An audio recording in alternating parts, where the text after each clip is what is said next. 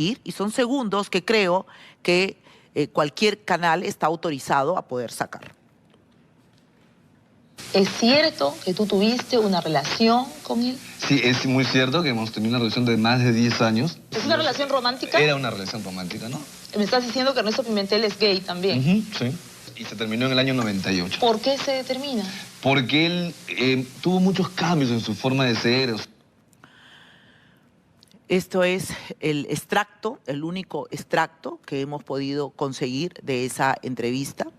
Pero básicamente es la parte, creo yo, más importante de la entrevista, porque él viene a hablar del libro, cuenta lo que dice en su libro, que además son personajes con nombres cambiados, porque Ernesto Pimentel amenazó con demandarlo. Al principio lo basureaba y decía que escriba de ese desconocido un libro, ¿quién lo va a leer? Nadie lo va a leer. Pero luego, cuando él saca el libro, cuando viene a mi programa y saca el libro, él amenaza con demandarlo. No sé si lo llegó a demandar, no recuerdo bien, pero sí sé que a mí me demandó en alguna oportunidad, tampoco recuerdo bien si fue por este caso o por otra cosa. Pero no tenía razón, porque en un programa de televisión tú puedes sentar a alguien que tiene algo que contar, si es que tiene las debidas pruebas. Y él tenía todas las pruebas, él nos mostró fotos que aparecen en su libro, nos mostró fotos donde aparecen los dos juntos en la cama, nos mostró ese tipo de fotos antes de nosotros sentarlo ahí. Además, Alex Broca, el bailarín, lo conocíamos, era parte de nuestra farándula de Chollywood de ese entonces. Él era muy amigo del fallecido Alex Otiniano, de Paco Ferrer, que en paz descanse, que era uno de los personajes de nuestros lunes de ambiente, que era un personaje muy querido para nosotros, Paco Ferrer, como muchísimos artistas de la gran comunidad gay que hay en nuestro país. Nosotros acá, ¿te acuerdas de la Gaby de Guacho? Gaby de Guacho, un ícono de la comunidad gay y trans de este país, que era un personaje habitual en mi programa, como lo era Alex, como lo era Paco Ferrer, como lo era Alex Otiniano, productor de teatro, y cientos más. Porque acá todo el mundo sabe que yo tengo una gran simpatía por la comunidad gay, siempre lo he tenido. Y bueno, vamos a ver momentos del reportaje de Panorama que le hace Pamela Bertis cuando era reportera en este programa, que era súper sintonizado en esa época. Entré al médico, me hizo sentarme, entonces yo me acuerdo que empecé a llorar. Y me dijo, estate tranquilo, me dijo, no, tu prueba ha salido positivo. Entonces yo sentí un poco que el mundo se me venía abajo. Para mí era bastante difícil.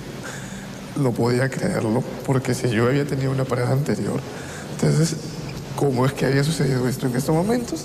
Y yo decía entre mí, ¿en qué instante me descuide? No sabía cómo tomarlo, no sabía cómo enfrentarlo.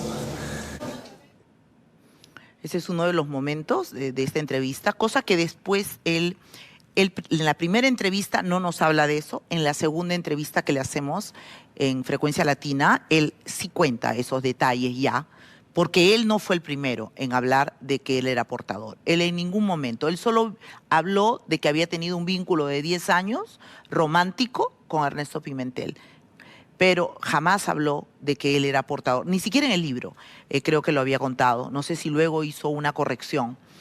Tenemos otro extracto más de esta entrevista que lo puso Todo se filtra hoy en la tarde. Luego se lo comunicó a Ernesto y al día siguiente ambos fueron al Hospital Carrión para que él también se hiciera la prueba. Y él también había salido positivo. ¿Cómo fue el momento en que ya los dos sabían que estaban infectados? En ese momento nos miramos sorprendidos y dijimos, ¿qué pasó? No podíamos echar la culpa a nadie porque no sabíamos qué había pasado. Salimos de este hospital y nos dirigimos hacia la funeraria que está frente al hospital y fuimos a ver los ataúdes que había. Y entre bromas y riéndonos, porque ya no nos quedaba otra más que reír de todo esto, le decíamos, oye, pero bueno, ¿dónde me entierro? ¿Qué cajón quieres tú? ¿Qué cajón quieres tú? Me decía. Bueno, eso es algo que también, de manera no en conjunto, Ernesto Pimentel lo ha contado en diferentes programas de televisión, que cuando él le dan positivo en sus pruebas, él lo primero que hace es ir a una funeraria. Por versión de él, porque él dice que fueron los dos a la funeraria. Entonces, cada uno tiene su versión. Y definitivamente, tenemos un nomás, a ver, antes de que nos tengamos que ir al corte. ¿En algún momento llegaste a sacrificar tu carrera por Ernesto? Sí, bueno, en realidad yo trataba de ayudar a Ernesto en lo que yo pudiera, ¿no? Me iba, veía sus contratos en algún momento. Sí, él era... Le planchaba su pollera porque yo tengo la costumbre siempre de ser muy ordenado, ¿no? Y dejaba un poco de lado lo que yo tenía que hacer, ¿no? Más me dedicaba a trabajar con Ernesto que mi propia carrera, ¿no? En ese momento es la mamá la que interviene después y dice, él descuidó mucho sus metas personales por apoyar a Ernesto. Pero esa es la versión de la mamá y la versión de Alex. Pero también está el otro lado. Y el otro lado está vivo y lo cuenta en su película. Y todo esto que ha salido ahora, lo bueno es que este material que estaba guardado en los archivos de Panamericana han podido salir para verlo. A mí me hubiera gustado que la gente viera la entrevista que le hice a Alex Broca, un Alex Broca que además estaba joven, estaba fuerte, era un chico guapo, un bailarín que anhelaba ser un actor, como dije ayer, pero que nunca lo logró. Desgraciadamente su pareja se hizo más conocido que él. Él mismo dice, cuando iniciaron la relación, él era más conocido en el medio. Pero así es la vida.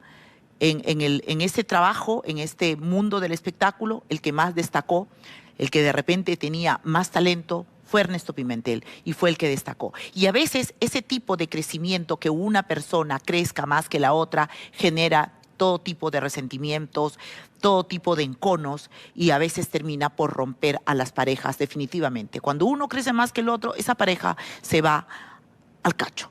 Y eso de repente fue lo que pasó. Lo demás no lo sabremos, porque ya no está la otra parte para que ahora venga y aclare las cosas que en esa película se cuentan. Nosotros tenemos que ir a un corte.